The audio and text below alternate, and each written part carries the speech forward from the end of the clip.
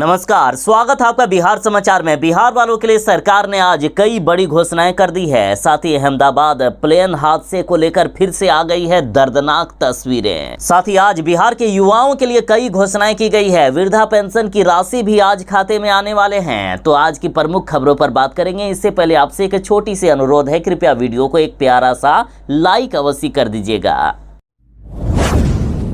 बिहार के मुख्यमंत्री नीतीश कुमार जी ने कर दिया है बड़ा ऐलान। बिहार के 50 लाख वृद्ध जनों को मिलेगा आज मुख्यमंत्री वृद्ध जन पेंशन योजना की राशि। देखिए, फिलहाल प्रति माह 400 रुपए की राशि इस योजना के तहत लाभुकों को दी जाती है। अभी वर्तमान में लाभुकों की संख्या लगभग 50 लाख तक पहुंच गई है। मुख्यमंत्री नीतीश कुमार जी आज शुक्रवार को लाभुकों के खाते में डीबीटी के माध्यम से 2,07,15,70,000 रुपए की राशि ट्रांसफर करेंगे। यानी हर एक लाभुकों को आज शुक्रवार को 400 रुपए करके मिल जाएंगे वृद्धा पेंशन की राशि। साथ ही आज विकलांगता पेंशन योजना, लक्ष्मीबाई सामाजिक सुरक्षा पेंशन योजना, इंदिरा गांधी विधवा पेंशन योजना की भी राशि आने वाली है। अहमदाबाद प्लेन हादसे में 242 लोगों की दर्दनाक मौत हो गई और अब टाटा ग्रुप ने कर दी है बड़ी घोषणा। देखिए, टाटा समूह इस त्रासदी में जान गंवाने वाले प्रत्येक व्यक्ति के परिवार को 1 करोड़ रुपए की सहायता राशि देगा। टाटा सन्स के चेयरमैन एन चंद्रशेखरन ने कहा है कि हम घायलों के चिकित्सा व्यय को भी वहन करेंगे और सुनिश्चित करेंगे कि उन्हें सभी आवश्यक देखभाल और सहायता मिले। इसके अतिरिक्त हम बीजे मेडिकल के छात्रावास के निर्माण में सहायता प्रदान करेंगे। यह हादसा इतना भयानक था कि शवों की पहचान भी नहीं हो पा रही है। जले हुए शवों की बदबू से अहमदाबाद सिविल अस्पताल का बुरा हाल है। इनके डीएनए की जांच की जा रही है ताकि पता लगाया जा सके कि कौन सी लाश किनकी है। मुख्यमंत्री नीतीश कुमार जी ने मुखिया का पावर बढ़ा दिया है। नीतीश सरकार ने इनके मासिक भत्ते भी 1.5 गुना बढ़ा दिए हैं। देखिए, बिहार विधानसभा चुनाव से पहले मुख्यमंत्री नीतीश कुमार जी ने नाराज मुखिया को फिर से खुश कर दिया। इनका पावर बढ़ा दिया गया। अब मनरेगा योजना की 10 लाख तक की स्वीकृति मुखिया ही दे सकेंगे। यानी अब तक जो मुखिया को मनरेगा योजना में 5 लाख तक की योजनाओं की स्वीकृति देने का पावर था, उसे बढ़ाकर अब डबल यानी 10 लाख तक की योजनाओं का स्वीकृति देने का पावर दे दिया गया। साथ ही पंचायती राज संस्थाओं के सभी स्तर के प्रतिनिधियों का मासिक भत्ता 1.5 गुना कर दिया गया। देखिए, जिला परिषद अध्यक्ष को अब 12,000 रुपया की जगह 18,000 रुपया मिलेंगे। वहीं जिला परिषद उपाध्यक्ष को 10,000 रुपया की जगह अब 15,000 रुपया मिलेगा। पंचायत समिति प्रमुख को 10,000 रुपया की जगह अब 15,000 रुपया मिलेगा। वहीं पंचायत समिति प्रमुख को 5,000 रुपया की जगह अब 7,500 रुपया मिलने वाला है। तो वहीं ग्राम पंचायत मुखिया को 2,500 मिलता था, जिसे बढ़ाकर अब 3,750 रुपये कर दिए गए हैं। ग्राम पंचायत उप मुखिया को 1,200 रुपये की जगह अब 1,800 रुपये मिलेंगे। साथ ही ग्राम कचहरी सरपंच को 2,500 रुपये की जगह 3,750 रुपये मिलेंगे। ग्राम कचहरी उप सरपंच को 1,200 की जगह अब 1,800 मिलेगा। जिला परिषद सदस्य को 2,500 की जगह अब 3,750 रुपये मिलेंगे। तो वहीं पंचायत समिति सदस्य को 1,000 रुपये की जगह अब 1,500 रुपया मिलने वाला है। ग्राम कचहरी सदस्य पंच को 500 की जगह अब 750 रुपये मिलेंगे। नीतीश कैबिनेट ने ले लिया है बड़ा फैसला। बिहार में महिला कर्मचारियों को मिलेगा अब आवास। देखिए, नीतीश कैबिनेट ने महिला अधिकारियों और कर्मचारियों को दे दिया है बड़ा तोहफा। सरकार अब महिला कर्मचारियों को आवास उपलब्ध कराने के लिए मकान मालिकों से लीज पर मकान लेगी और उसे उपलब्ध करवाया जाएगा महिला कर्मचारियों को, और जो भी भाड़ा होगा उसका भुगतान सरकार के द्वारा किया जाएगा। ये कदम विशेष रूप से चुनावी साल में महिलाओं के लिए महत्वपूर्ण माना जा रहा है।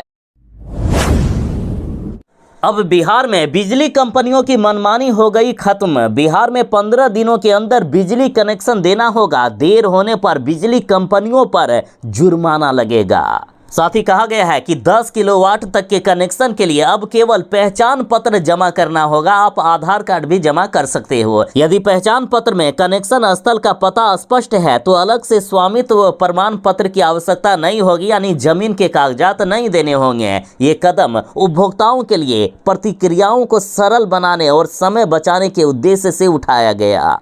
साथ ही कोई भी व्यक्ति जो बिजली कनेक्शन के लिए अप्लाई करता है 3 दिन से लेकर 15 दिन के अंदर उनका कनेक्शन दे दिया जाएगा। यदि इस समय सीमा का उल्लंघन होता है तो संबंधित बिजली कंपनी को प्रतिदिन 1000 रुपया का जुर्माना लगेगा। यानी 15 दिन के बाद जितने दिन विलंब होता है हर दिन 1000 रुपया जुर्माना लगेगा बिजली कंपनी पर। आखिर बिहार में इस बार किनकी सरकार बनेगी? नीतीश कुमार जी मुख्यमंत्री बनेंगे या तेजस्वी यादव? विधानसभा चुनाव से पहले आ गया है चौंका देने वाला नया सर्वे। देखिए, पोल ट्रैकर की ओर से 15 मार्च से 5 जून के बीच कराए गए महासर्वे में 5 लाख से भी ज्यादा लोगों से बातचीत की गई। इसके अनुसार महागठबंधन को 44.2% वोट शेयर के साथ लगभग 126 से भी ज्यादा सीट मिलने की संभावना है, जबकि एनडीए के खाते में मात्र 112 सीटें आ सकती है। यानी बहुमत के लिए 122 सीटों की आवश्यकता होती है। पूर्ण बहुमत की सरकार बनाने वाले हैं इस बार महागठबंधन वाले। इस बार नीतीश कुमार जी की सत्ता वापसी काफी मुश्किल होगी। नीतीश कुमार जी इस बार बिहार के मुख्यमंत्री नहीं बन सकेंगे। तेजस्वी यादव के मुख्यमंत्री बनने का रास्ता साफ हो गया है। मुख्यमंत्री के रूप में अभी पहली पसंद है तेजस्वी यादव। चाहे जितने भी लोगों से पूछा जा रहा है, चाहे जितने भी न्यूज चैनल सर्वे कर रहे हैं, सभी में बस एक ही रिपोर्ट सामने आती है कि तेजस्वी यादव बनेंगे बिहार के मुख्यमंत्री। लोगों की पहली पसंद हो गए हैं तेजस्वी यादव। तेजस्वी यादव मुख्यमंत्री बने ऐसा 43% लोग चाह रहे हैं। नीतीश कुमार के लिए 31%, वहीं प्रशांत किशोर को मात्र 9% लोगों ने पसंद किया है। बाकी आपकी क्या राय है? आखिर कौन बिहार का इस बार मुख्यमंत्री बनेगा? कमेंट में जरूर बताइएगा। नीतीश कैबिनेट ने बड़ा फैसला ले लिया है। बिहार में पंचायती राज विभाग में 8093 पदों पर होगी बम्पर बहाली। पंचायती राज विभाग में बहाली के लिए ऑफिशियल नोटिफिकेशन भी जारी हो रहा है। देखिए, पंचायती राज विभाग में 8093 क्लर्क की भर्ती होगी। इनको 1800 ग्रेड पे के अनुसार सैलरी मिलेगी, यानी लगभग 20,000 रुपया तक सैलरी मिलेगी। और अगले महीने यानी अगस्त से इसके लिए फॉर्म भरना शुरू हो जाएगा। एज लिमिट की बात करें तो मिनिमम एज 18 साल मांगी गई है। बाकी मेल कैंडिडेट के लिए अधिकतम एज 40 साल और फीमेल के लिए 42 साल तक मांगी गई है। शैक्षणिक योग्यता की बात करें तो जो 10वीं पास या 12वीं पास हैं इसके लिए आवेदन कर सकते हैं। इच्छुक उम्मीदवार बिहार सरकार के पंचायती राज विभाग की वेबसाइट zp.bihar.gov.in पर जाकर अन्य जानकारी प्राप्त कर सकते हैं।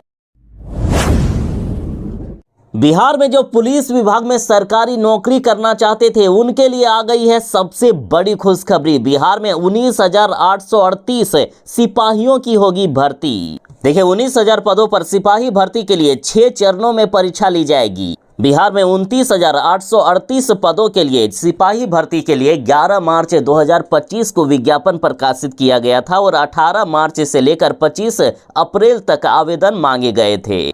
जिन्होंने भी आवेदन किया था जरा ध्यान दीजिएगा, जुलाई में आपकी परीक्षा होने वाली है। 16 जुलाई, 20 जुलाई, 23 जुलाई, 27 और 30 जुलाई को परीक्षा होगी। साथ ही 3 अगस्त को अंतिम परीक्षा ली जाएगी।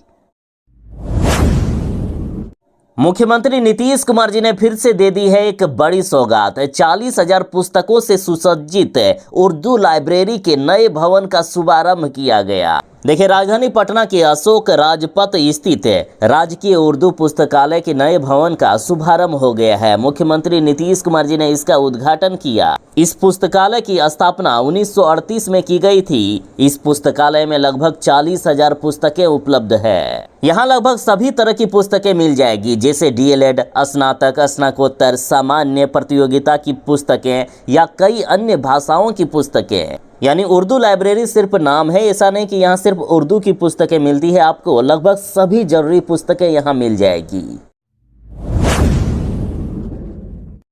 एक काफी दर्दनाक, दिल दहला देने वाली खबर सामने आ रही है। अहमदाबाद प्लेन हादसे में सिर्फ एक जिंदा बचा, बाकी सभी 241 लोगों की हो गई मौत। देखिए, गुरुवार दोपहर भारत में एक भयंकर विमान हादसा हुआ जब अहमदाबाद से लंदन जा रही एयर इंडिया की बोइंग 787 ड्रीम लाइनर फ्लाइट, जिसमें 230 से अधिक यात्री शामिल थे और 12 क्रू सदस्य, जिसमें 2 पायलट सहित सवार थे, अहमदाबाद एयरपोर्ट से उड़ान भरने के कुछ मिनट बाद ही दुर्घटनाग्रस्त हो गई। विमान ने 1:39 पर उड़ान भरी और उसके तुरंत बाद कप्तान की तरफ से आपातकालीन संदेश भेजा गया। उसके बाद विमान से कोई भी संपर्क नहीं हो पाया। फिर विमान अहमदाबाद के मेघानी नगर क्षेत्र में बीजे मेडिकल कॉलेज के आवासीय इलाके में गिर गया। इस विमान में कुल सवार 242 लोगों में से 241 लोगों की मौत हो गई है। एकमात्र जीवित बचे यात्री का अस्पताल में इलाज चल रहा है। यात्रियों में 169 भारतीय, 53 ब्रिटिश और 1 कनाडाई और 7 पुर्तगाली नागरिक शामिल थे। मुकेश सहनी ने बढ़ा दी है तेजस्वी यादव की टेंशन। देखिए, जिस मुकेश सहनी को तेजस्वी यादव बिहार का उप मुख्यमंत्री बनाने के बारे में सोच रहे हैं, उस मुकेश सहनी ने कहा है कि यदि मोदी जी निषाद समाज को आरक्षण दे देते हैं तो मोदी जी के लिए हम प्राण दे देंगे। देखिए, मुकेश सहनी का बस एक ही लक्ष्य है कि निषाद समाज को आरक्षण दिलाया जाए और जो पार्टी आरक्षण देगी उनके साथ चले जाएंगे मुकेश सहनी। साथ ही मुकेश सहनी ने यह भी कहा है कि हम 60 सीट पर चुनाव लड़ेंगे और 50% सीटें अति पिछड़ा और अनुसूचित जाति के लिए होगी। हमारी पार्टी कम से कम 60 में से 40 सीटें जीतेगी और सरकार बनाने में अहम भूमिका निभाएगी। हम 60 सीटों पर उम्मीदवार उतारेंगे। लेकिन यहाँ एक बात है कि यदि तेजस्वी यादव निषाद समाज को आरक्षण नहीं देते हैं तो कभी भी पलटी मार सकते हैं मुकेश सहनी।